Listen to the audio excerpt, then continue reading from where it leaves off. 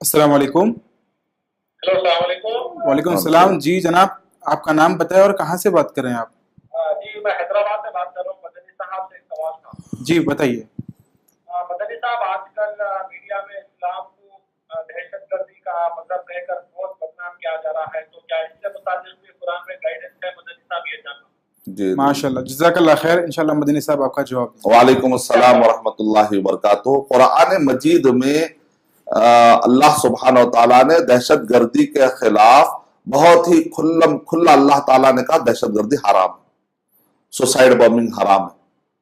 قرآن مجید میں جس انداز میں دہشت گردی کو کنڈم کیا گیا اور جتنے بڑے پیمانے پر کنڈم کیا گیا، نہ صرف کنڈم کیا گیا ہے، نہ صرف دہشت گردی کے خلاف کہا گیا، بلکہ دہشت گردی نہیں ہونے کے لیے کیا کیا ہونا چاہیے، کیا کیا اقدامات کرنا چاہیے، کس کا حفظ ما تقدم کے طور پر کیا کیا احتیاط کرنا چاہیے، اور کس طرح سوسائٹی کو کس طریقے سے ترتیب دینا چاہیے، وہ سارے اصول ہے، ذرین اصول ہے۔ تو قرآن مجید میں سورہ مائدہ سورہ نمبر 5 کے آیت نمبر 32 میں اللہ تعالیٰ ارشاد فرما رہے ہیں کہ من اجل ذلك كتبنا على بني اسرائيل انه من قتل نفسا بغير نفس او فساد في الارض فكأنما قتل الناس جميعا ومن احياها فكأنما احيا الناس جميعا، کہ ایک معصوم کو مارنا پورے انسانوں کو مارنے کا گناہ لکھا جائے گا۔ اب بتائیے وہ کون سا دیندار مسلمان ہے جو نعوذ باللہ جو ہے کسی دہشت گردی میں اپنے آپ کو لانا چاہتا ہے یا کسی کو نقصان پہنچانا چاہتا ہے؟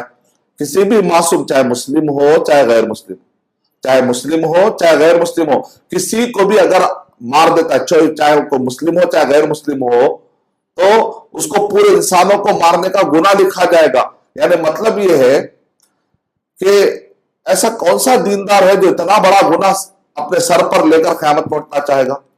تو اسی لیے قرآن مجید صحیح احادیث میں بھی آپ دیکھیں اللہ کے نبی صلی اللہ علیہ وسلم نے ارشاد فرمایا من قتل معاہدا لم یرہ رائحۃ الجنہ، کہ جو معاہدہ کیے ہوئے ایگریمنٹ کیے ہوئے انسان کو قتل کر دیتا ہے، یعنی کہ ایگریمنٹ کر کے جی رہے، جیسے ہندوستان میں کیا ہے، it is a place of agreement, یہ دار المعاہدہ ہے۔ یہاں پر اگر کوئی بھی کسی بھی مسلم یا غیر مسلم، ہندو، سکھ، عیسائی، کسی کو بھی اگر کوئی مار دیتا ہے، تو آپ کون ہوتے مارنے والے؟ آپ قانون کو ہاتھ میں کیوں لیے؟ اور بازار میں جا کر بم ڈال دینا یا پارک میں جا کر بم ڈال دینا، یہ معصوموں پہ ظلم ہے، یہ انوسنٹ کو ستانا اسلام میں جائز نہیں ہے۔ اگر کوئی ایسا کرتا ہے، ہندوستان جس ملک میں ہم رہتے ہیں یہاں پر ہر ایک کو جینے کا حق ہے، اگر کوئی کسی بھی معصوم کو جا کر مار دیتا ہے، عام آدمی کو قانون کو اپنے ہاتھ میں نہیں لینا چاہیے۔ تو کیا ہے، قیامت کے دن ایسا آدمی جنت کی خوشبو تک بھی نہیں سکتا۔ For authentic Islamic information, please log on to www.askislampedia.com.